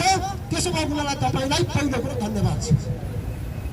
अब दोहोरो कुरो के भने अब बेला यही हो, मौका यही हो। अब भारतसँग भएको 1950 का सन्धि लगायत सम्पूर्ण सन्धिलाई खारेज गरेर पारस्परिक सम्बन्ध र समानताको आधारमा नयाँ सन्धि गर्नुहोस्, त्यसमा तपाईँलाई हाम्रो समर्थन हुनेछ भन्दा उहाँले त एउटा गीत गाइदिनु भयो। तपाईँहरूले कुरा गर्नुहुन्छ, अनौठाको कुरा गर्नुहुन्छ। गण्डकी अञ्चलतिर एउटा गीत गाउँछन्, काँचो सुन्तला नखाँदै यो चाला खा के होला भन्दैछ। अब यस्तो कुरा गर्नुहुन्छ भनेर उनले भन्यो। भनेपछि उनको भित्री कुरो के रहेछ? भित्री कुरो त अर्कै रहेछ नि। त्यसो भएको हुनाले नेपाली शासकहरूले राष्ट्रवादलाई आफ्नो सत्ता जोगाउनको लागि र कथित लोकप्रियतावादलाई कायम राख्नको लागि साधन बनाएका छन्। अहिले नै भन्नुहोस् न, कालापानी, लिम्फुवा र लिपुलेख सहित नेपालको 370 देखि 374 भन्छन्, तर सालाखडा 372 बुद्धनारायण श्रेष्ठको भनाइ अनुसार किन भन्दा उनले अहिले हामीले नेपालको सबैभन्दा राम्रो सङ्गीतको रूपमा मानेका छौँ र उनका कुरालाई हामीले रेफरेन्सको रूपमा लिन्छौँ। त्यो नक्सा त्यो भूभाग समेटेर अहिले नक्सा तयार गरियो नेपालको भूभाग। तर प्रधानमन्त्रीले के भाषण गरे भने मलाई त त्यो बाटो बनाएको छ भन्ने थाहै थिएन। यो बोल्न मिल्ने कुरो हो, देशको कार्यकारी अधिकारले बोल्न मिल्ने कुरो हो। नेपालको नेसनल इन्टेलिजेन्स छैन, जबकि प्रधानमन्त्रीले नयाँ अधिवक्ताको कार्यालय र राष्ट्रिय अनुसन्धान विभागलाई समेत आफ्नो कार्यालयमा लिएर राखेका छन्। लामो समयसम्म नेपाली शासकहरूले नजरअन्दाज गरे, अनदेखा गरे। यद्यपि अहिले सरकारले जुन नयाँ नक्सा जारी गर्यो त्यो सकारात्मक छ, त्यो राम्रो छ भन्यौँ हामीले। तर कुरो के हो भने यो नक्सा त्यसै जारी गरिएको होइन। तपाईँ हामी जस्ता देशभक्त, राष्ट्रवादी, परिवर्तनकामी, प्रगतिशील र क्रान्तिकारी शक्तिहरूले लगातार हामीले त्यसको विरुद्धमा आन्दोलन गर्यौँ, राष्ट्रवादी शासकहरूलाई सचेत बनायौँ, जनताको चेतनालाई जागृत गरायौँ। र त्यसो भइसकेपछि अहिले सत्ताधारीहरूलाई के बाध्यता पर्यो भन्दाखेरि परिस्थिति र बाध्यताले मनस्थिति परिवर्तन गर्न बाध्य भयो। यो मनोमानी राज्य खुसी यो नक्सा पनि जारी गरिएको होइन। यदि उनीहरूले मनोमानी राज्य खुसी यो नक्सा जारी गर्थ्यो भने यो त पहिल्यै हुनु पर्थ्यो। त्यसो भएको हुनाले यो कुरा हामीले बुझ्न आवश्यक छ। किनभने आदरणीय जनसमुदायहरू, तपाईँ हाम्रो राष्ट्रवाद अर्कै राष्ट्रवाद हो, तपाईँ हाम्रो देशभक्ति अर्कै देशभक्ति हो। हामी सत्ता लोलुपताको लागि विस्तारवादी र साम्राज्यवादी शक्तिहरूको अगाडि चाकरी चापुसी गरेर सत्तामा जानको लागि, व्यक्तिगत स्वार्थ पुरा गर्नको लागि र आफ्नो पार्टीको स्वार्थ पुरा गर्नको लागि हामी यो आन्दोलनमा आएका छैनौँ। तर यहाँका नेपालका शासकहरूले, नेपालका सत्ताधारीहरूलाई राष्ट्रियताको मुद्दा बनेको के हो त भन्दाखेरि गाजरको बाँसुरी जस्तो हो। यिनीहरूको लागि यो राष्ट्रियताको मुद्दा बनेको गाजरको बाँसुरी जस्तो हो। आफ्नो सुराग पऱ्यो भने बेसरी फुक्ने, मन लाग्दा बेसरी फुक्ने र आफ्नो सुराग परेन मन लागेन भने त्यो बाँसुरी नै चपाएर खान्छ।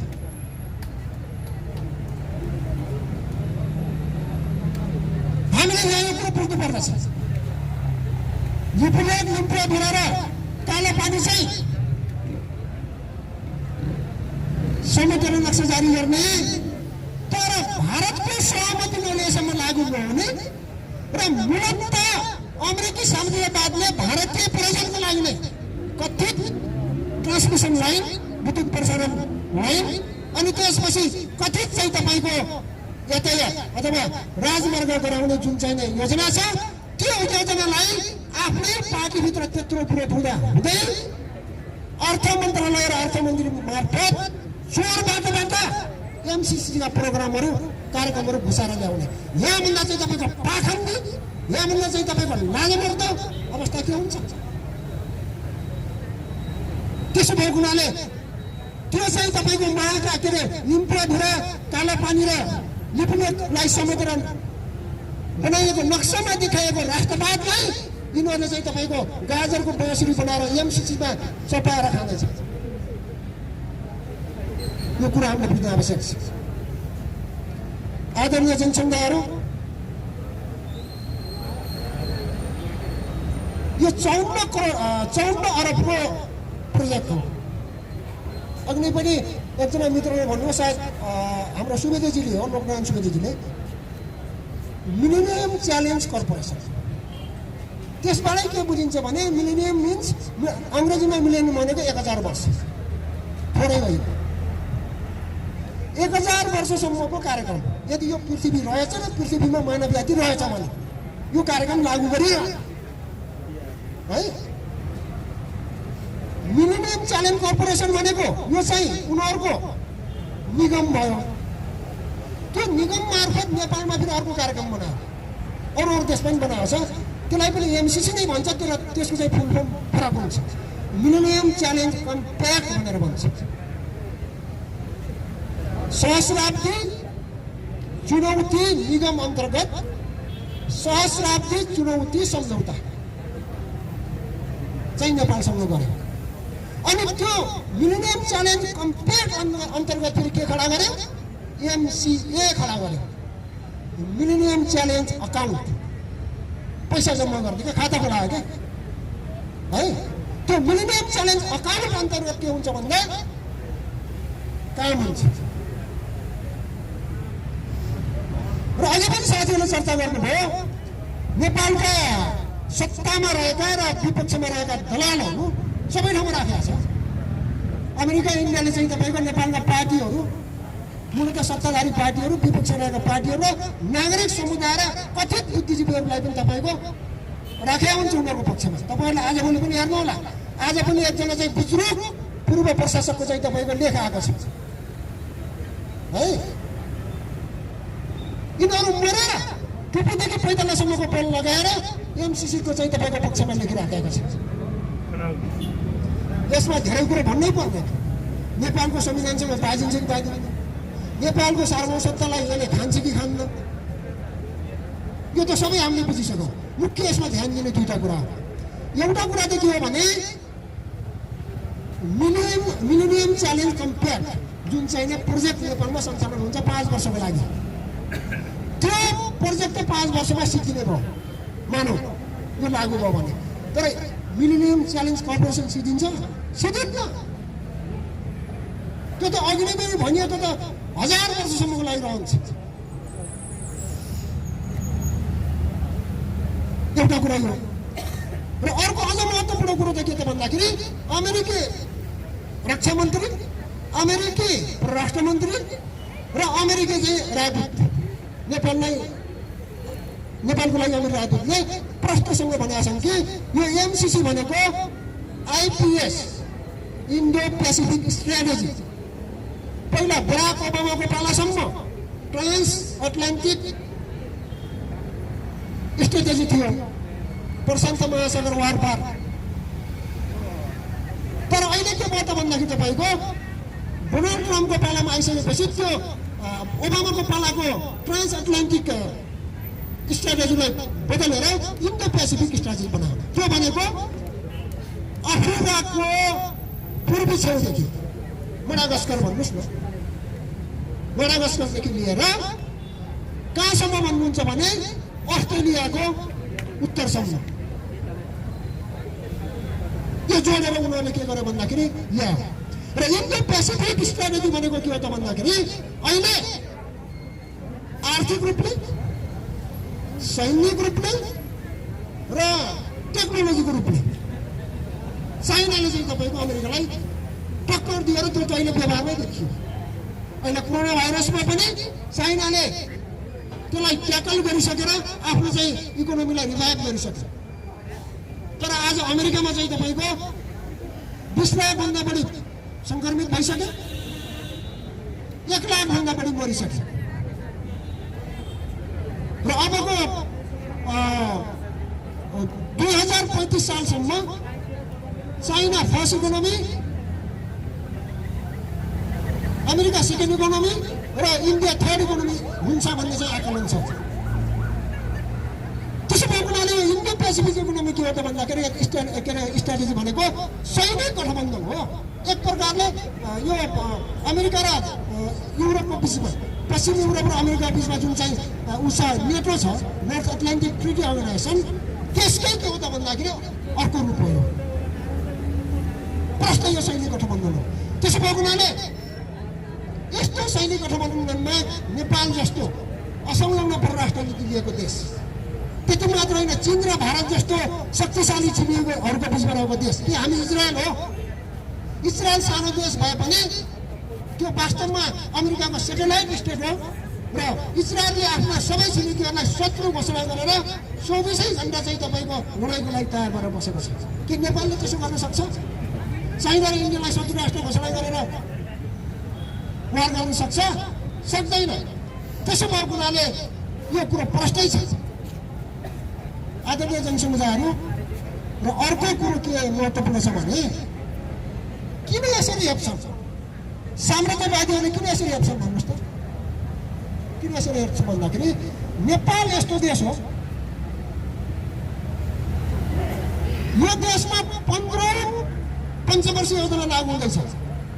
15 पञ्चवर्षीय योजना 75 वर्ष भनेको त एउटा पुस्तै सकियो नि त। 15 पञ्चवर्षीय योजना लागू हुँदाखेरि त्यो हरेक पञ्चवर्षीय योजनाबाट हुने फाइदा भनेको जम्मा 20%। 20 वर्षभन्दा ती योजनाहरू कोही पनि लागू भएका छन्, ती कागजमा मात्रै छ। र नेपालले अहिलेसम्म आफ्नो विकासको ब्लुप्रिन्ट तयार पारेको छैन। कुनै परम्परागत सत्यनारायणको पूजा लगाए जस्तो धर्मावलम्बीहरूले वर्षको एक दिन सत्यनारायणको पूजा लगाएर आनन्दसँग 1 वर्ष सुतेर बस्छन् नि। धर्म थामियो। श्री कृष्ण गोविन्द हरे मुरारे नाथ नारायण वासुदेवा भने जस्तो अहिलेसम्म गणतन्त्र आउँदा पनि तपाईँको त्यो बजेटको परम्परा त्यही छ। राणादेखि जे थियो त्यही छ।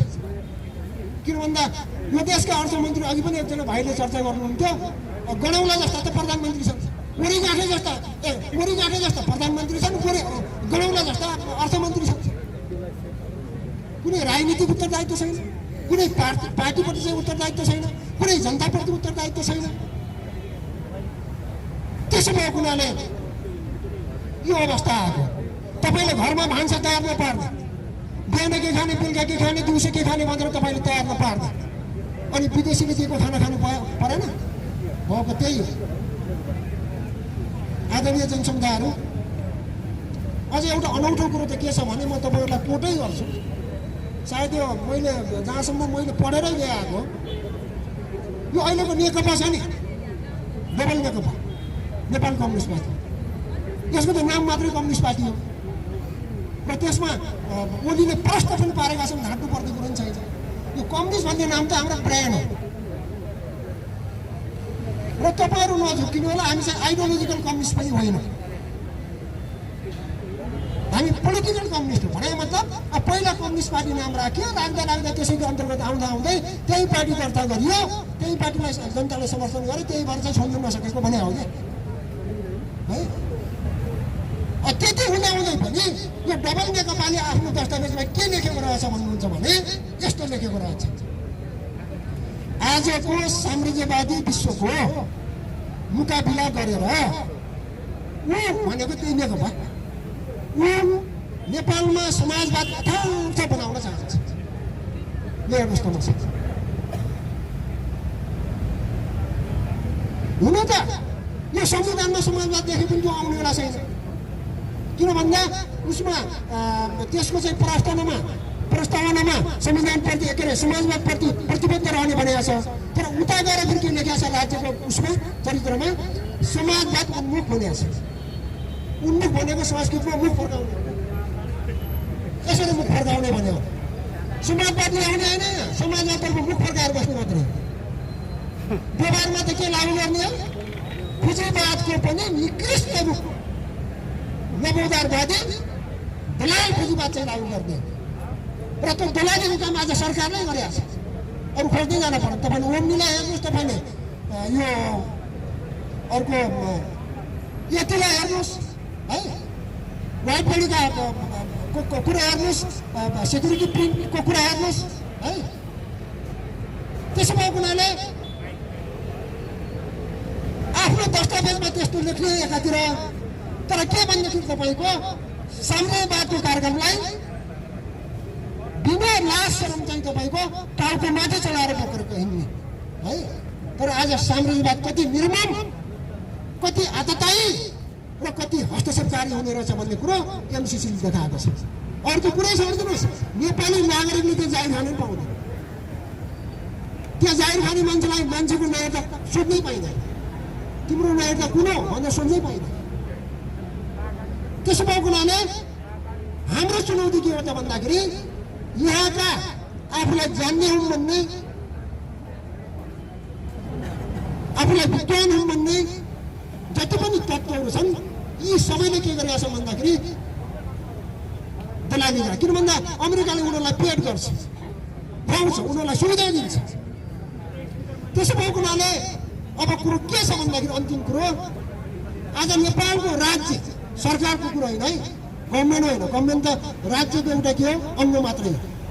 नेपालको राज्य, त्यो राज्य भनेको यसका 3वटा अङ्ग, सरकार, संसद र अदालत, र यसका 3वटा संयन्त्र, कर्मचारी तन्त्र, सुरक्षा निकाय र संवैधानिक निकायहरू।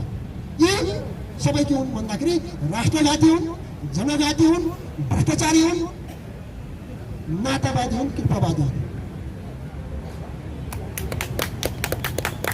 जबसम्म यस्तो खालको सडा गएको, गए गुज्रेको र अहिलेसम्म आफ्नो देशको विकासको लागि एउटा ब्लुप्रिन्टसम्म तयार पार्न नसक्ने असक्षम र नमस्तर हुतियाएर लाछ र कार तत्त्वहरूको चाहिँ तपाईँको हाली मुहाली रहन्छ।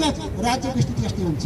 तर यो अवस्था रहँदैन, यो राज्य टिक्दैन, यो टिक्नेवालै छैन। त्यो त अहिले हामीले देख्यौँ के भइरहेछ भन्ने कुरा। आज जनता कोरोनाले मरिरहेका छन्। कोरोनाको भन्दा चाहिँ तपाईँको आत्महत्या बढी भइसक्यो। भाइरस भन्ने कुरो त मुख र नाकबाट मात्रै छिर्ने कुरो होइन, यो त छालाबाट पनि छिर्छ। नभए डाक्टर कसरी मऱ्यो त? किनभने भाइरस भनेको एउटा सियोको टुप्पामा 5 करोडभन्दा बढी हटाउँछ है।